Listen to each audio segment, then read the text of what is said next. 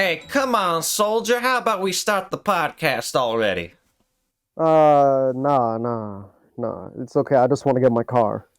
You don't want to start the podcast with me? It's not good enough for you? No, it's not that. It's just I just need to get my car. Come on, it'll be fun. All right, just one episode. That's the spirit. Welcome to It's Always Sunny in Hollywood. Today we're talking about Red Rock West, a movie that I'm amazed neither of you two have heard of. Yeah, and honestly, after watching it, same. Like, Yeah, I feel like but I it should mean, have a bigger following than it does. Like, I don't know. I'm not familiar with John Dahl, so maybe if John Dahl had like a bigger. yeah, I never heard of the guy before. But anyway, I am your host, Lugia, and these two are... I'm Red Drum Arts, not Red Rock West. Yeah. And I am Patrick, and yeah, we're gonna be bum rushed in the Red Rock West with Nic Cage today. But actually, speaking of Nic Cage, I'm sure you guys have heard about what happened to Lisa Marie. Yes, yes. I Lisa think Marie, so. Lisa Marie Lisa Presley, Elvis's only daughter, passed away. Oh. She was Yeah. 54. Yeah. And another rock legend passed away. Jeff Beck, one of the arguably one of the greatest guitarists of all time, passed away. Dang. Yeah, so big, sad week for the rock world. Actually, what's interesting about Lisa Marie's death is that her last public appearance was at the Golden Globes, where Austin Butler won for playing Elvis.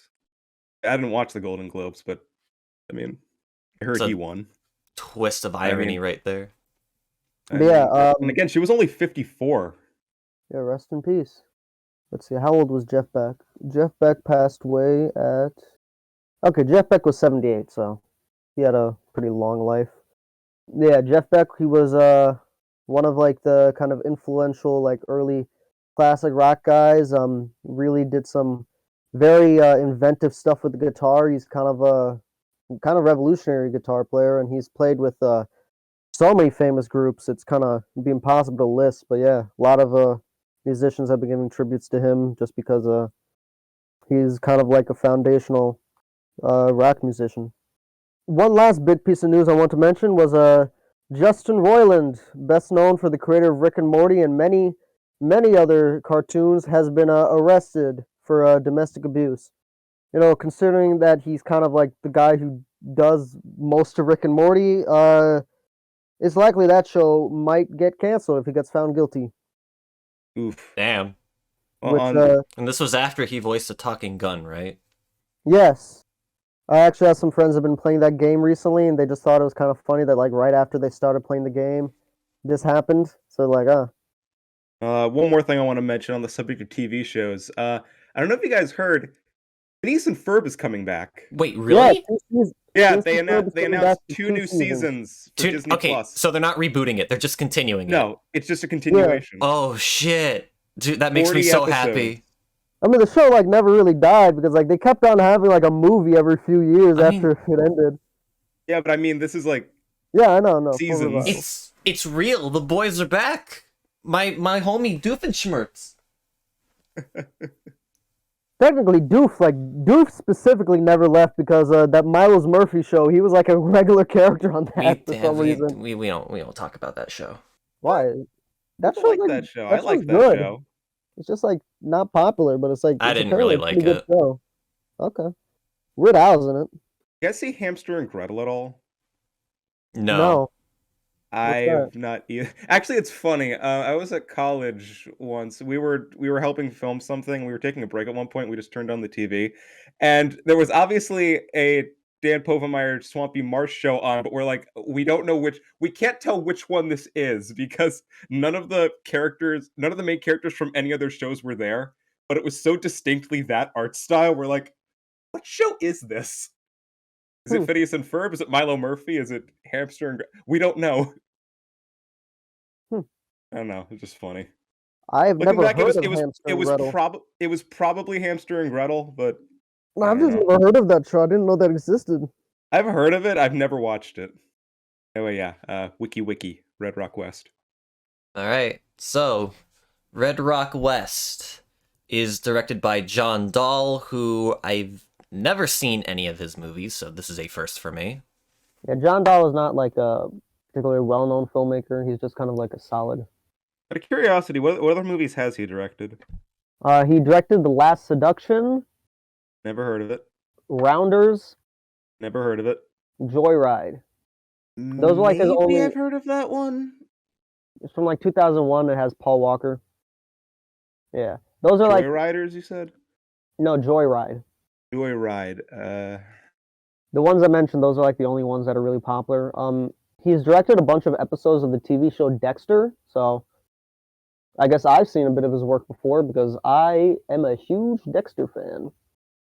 I mean, I like the first 4 seasons of Dexter, and then the rest are kind of bad. But Joyride, the name sounds familiar, but looking at the poster, nothing's ringing a bell. I've seen some of John Dahl's TV work, but that's really it. Because he's directed some episodes of Dexter, Californication, Battlestar Galactica, Justified. So he's directed a couple decent things. Apparently, he directed a few episodes of Hannibal and House of Cards. So yeah, I guess he's more well known in the realm of television, I guess. I guess he's That might more be well known in the stretching realm it. of television. Yeah, At the very least, he's had more experience in television. yeah.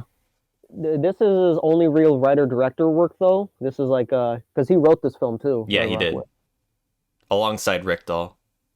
which I assume is his brother. Probably. Anyway, as you were, Lukia.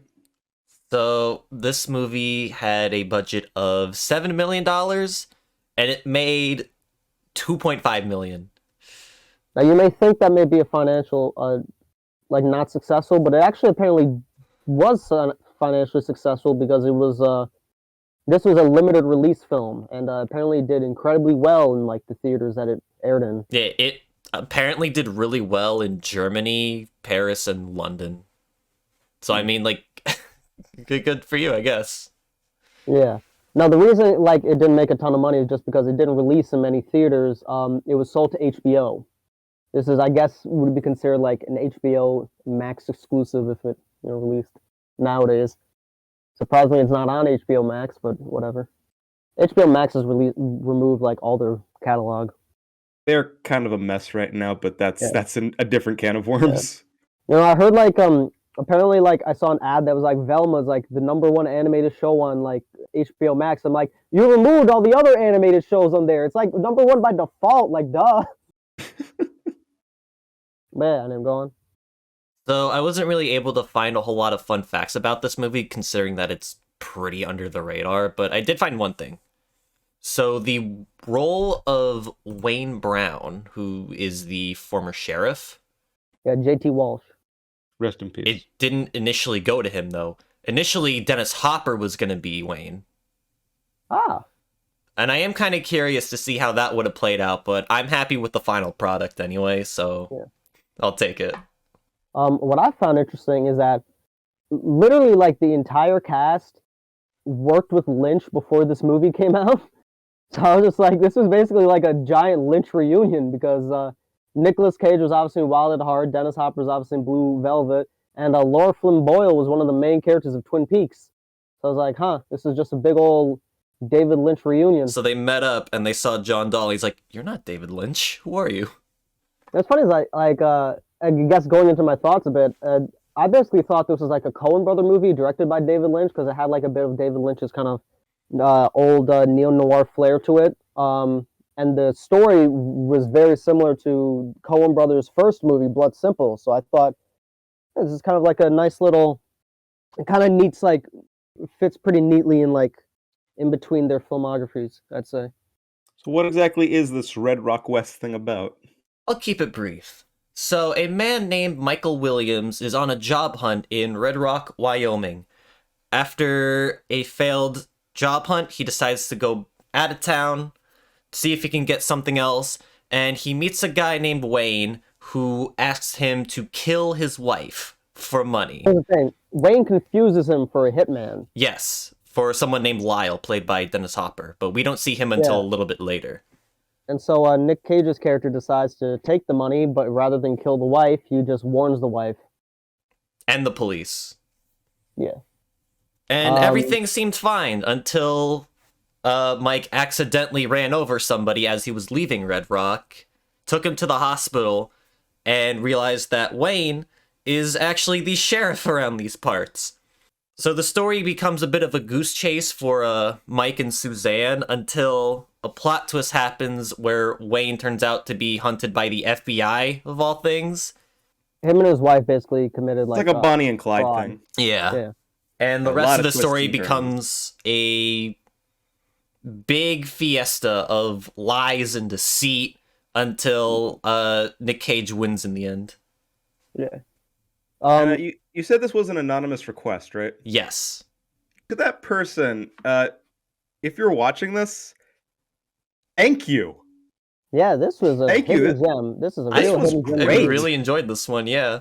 I was surprised at how much I liked this movie. Yeah, like and apparently this movie was like pretty critically acclaimed by the people who saw it. Roger Ebert apparently gave it like a near perfect score. So I'm like, huh. Yeah, I'd say this was a sleeper hit for its time. And again, never heard of it before. Yeah, and again, that's kind of impressive because this is a pretty like stacked cast, and it's again a pretty good movie. I guess it's because people weren't really into Western noirs at the time. So I know like the reason they didn't really release it widely is because they thought it wasn't going to be successful being a neo-noir Western, but I'd argue that this was right when Lynch was really popping off in the mainstream. The Coens were pretty popular in like the film community circuit, and in just 2 years, Pulp Fiction would come out. So I'd argue that this was almost like this could have made it big if they just if they had more faith in it, or at least would have had like a much more sizable cult following. Because like after Tarantino came out, neo noirs and westerns were like huge. So like I'd argue that like it was either like ahead of its time or it could have been something special if they had faith in it. I think like the reason it's not successful is just because they just didn't advertise it. People just never heard of it. The people who You said it was liked released in like very limited theaters. Yeah, and it was on like and was like sold to HBO and they aired it like 7 times. Well, so this movie, the quality of it does kind of look like a TV movie. I'm not gonna lie. You guys get that vibe? In some areas, yeah. I don't know, guess. so I mean, it has something some about- pretty something about the- impressive shots. Like it didn't feel like a TV movie to me. It felt like it was gunning for like a more 50s kind of style. Like it reminded me of like the way a Hitchcock kind of frames stuff, and which is like I don't mean artificial, that. I don't but mean that yeah. as a bad thing. I'm just saying like the camera quality kind of reminded me of something that you'd see on TV. Like it looks good. It's just I don't know. It looked like I don't know what you're talking. Yeah, the camera. Okay, maybe it's because you saw it on Vimeo, but like maybe. the version I saw had like pretty good cameras. It looked like a feature film. I don't know. Like I mean, it looked good. It just Yeah. I don't know. One of my favorite shots was like the bar escape scene where like you see the cop and then you can see like Nic Cage in the background trying to walk onto the truck. Yeah. Oh, I loved that scene where he's trying to sneak onto the truck while also kind of being in plain sight. I'm amazed was the wooden great. board didn't crack.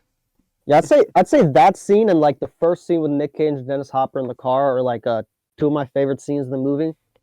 Which one? Because there's a couple scenes where Dennis Hopper's in the car with him. The first one. The first one? Okay. Yeah, the one where like Nic Cage and Dennis Hopper, they don't know who each other are, because like it's kind of interesting, like kind of see them trying to like feel each other out, and also once we get the twist in the next scene, it's kind of like puts the retroactively like makes the whole scene feel more like tense kind of. I compared it to the Coens before. This specifically reminds me of the Coens like first film because it's a very kind of a clean cut sort of stripped back neo-noir. And again, it reminds me of Lynch like direction wise. Like it doesn't have Lynch's surrealism, but it has like his other elements, his kind of like old fashioned kind of like film style and the way the actors are. I mean like literally all the actors were like Lynch worked with Lynch before, but like they specifically give performances that like are similar to like the performances they gave with Lynch. I can see the Coen comparisons. I was kind of reminded of Fargo at a few points. Also, I was A actually Simple reminded Plan. of A Simple Plan, yeah. Yeah, same here because it's this whole thing with money that spirals out of control. Yeah. Here's the thing, Blood Simple is like the one that's more overtly about it because it has like the whole like hitman thing going on, but like Fargo and A Simple Plan are very much like Coens and Raimi taking their first movie and trying to like, effectively like remaking it. It is similar to those two, yeah. I was also getting some Duel vibes, but I think that's mainly because of the desert setting and the cars. I feel like the desert setting would give off that vibe. Everything else about that movie is completely different. No, there is a scene with a train, like Duel. Yeah. I like the soundtrack because it gave this whole thing sort of a Western vibe. That main track in the beginning kind of reminded me of Money by Pink Floyd. Yeah. I don't know, just the composition of it.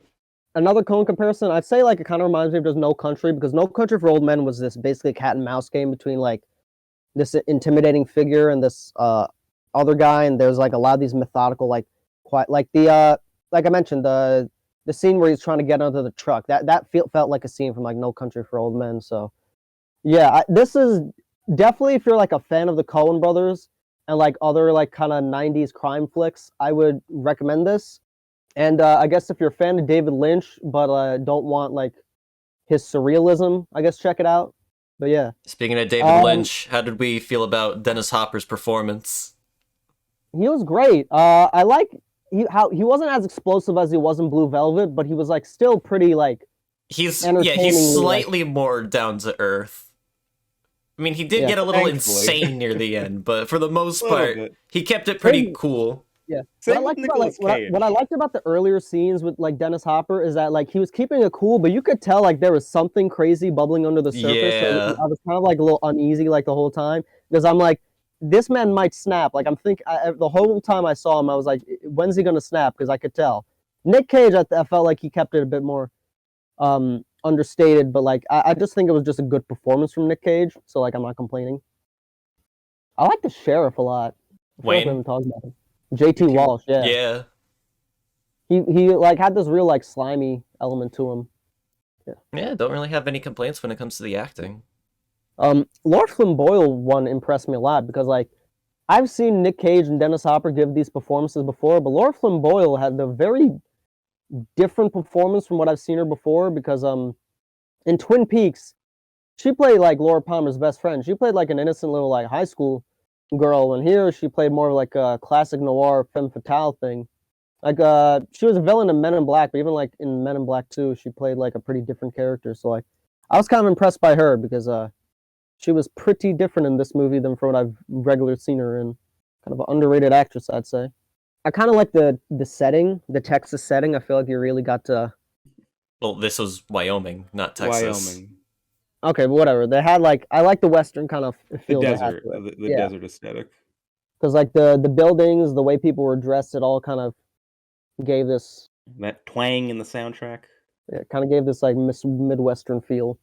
Actually, I do have a question. So, actually, this is funny because I remember in Duel, in our Duel episode, Lugia brought up how there was a scene where a gas attendant had to pump gas, and that made us question what state this was. Yeah. Here in the beginning of the movie, Michael looks for somebody to pump up gas, but later on he does it himself, like at a different scene in the movie.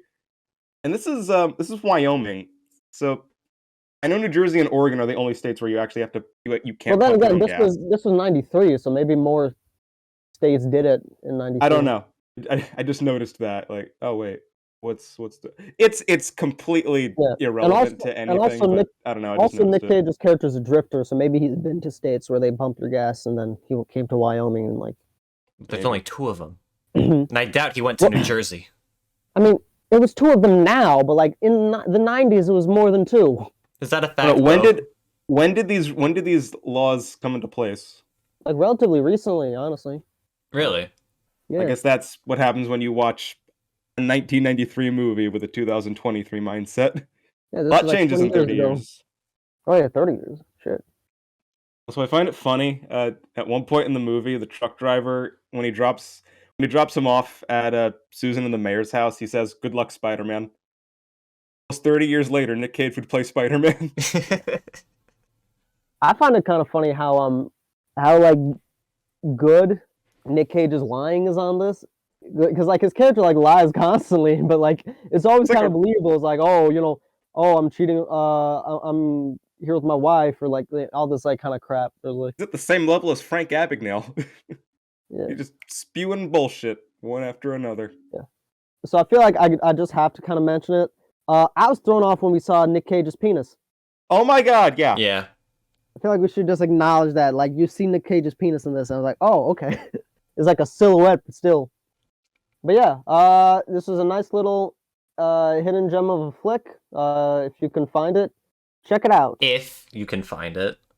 Again, Yeah. so I found it on Vimeo for free, and according to the upload, it's been there for 2 years. So Yeah, again, like, since this is like not a well-known movie, I doubt like people are going to be like taking it down or It's whatever. not on So, any streaming service at the moment. Yeah, but it's like one of those movies where like you can find it like online pretty easily, and no one will care because it's just not the kind of movie that like people are going to copyright strike down because it's just not that popular. So yeah, I believe it is your turn to recommend something, Patrick. right. So, funny thing. So at the beginning, when we were talking about this movie, we brought up one of John Dahl's other films, Joyride. Yeah, Uh, again, the title sounds familiar, but the poster doesn't. That movie starred Paul Walker, right? yeah. Well, this movie also has Paul Walker in it, Was though it Fast and Furious? he's not what? Is it one of the Fast and Furious No, it's not one of the Fast and Furious. family? He's not the main star of this movie, but he is probably the most noteworthy actor. Well, gentlemen, we're going to be heading away from the heat of the Red Rock West desert and heading to the wide open spaces of Antarctica with 8 Below. I've never heard of this one. Really? No. Yeah, I've never Okay. heard of this one either. I saw this movie once when I was really young, and Back-to-back I remember- surprises. I remember the Apparently- basic premise, but none of the specifics. Yeah, when I'm looking up the director, the only thing I've seen that the director's worked on is a couple of Roger Rabbit shorts. I don't know. It's January. This one, snow and stuff like that. Felt appropriate. So this is just one of those movies that randomly popped into my head, and I'm like, oh yeah, I did see that. Okay, I guess we'll see 8 Below.